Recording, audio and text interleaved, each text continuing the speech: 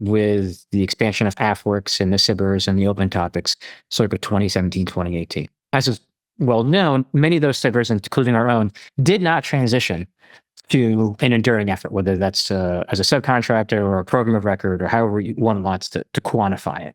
And the reason is because the rest of the machine did not change. We provide a lot more R&D funding, but the actual kind of O&M, kind of ongoing funding has not changed.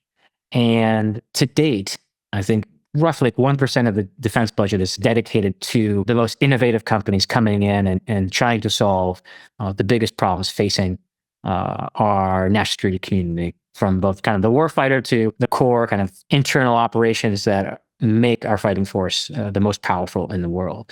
And to me, I think that the proliferation of innovative offices is kind of window dressing for the core fact that employees of the defense and community are not really incentivized to try new stuff.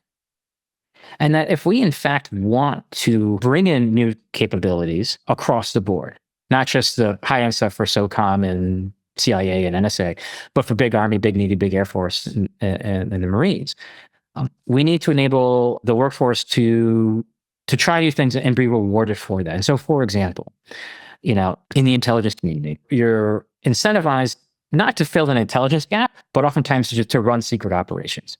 And so in our case, to answer your question on how are people adopting it, when we come with an exquisite capability for intelligence, but it's completely unclassified, it's not secret, well, that's not aligned with how they're promoted. And so you can see how people have much less kind of energy to try new things when it's not aligned with what they're trying to do. And so you can feel kind of pushing a boulder up a hill, because at the heart of it, folks don't see what's in it for me.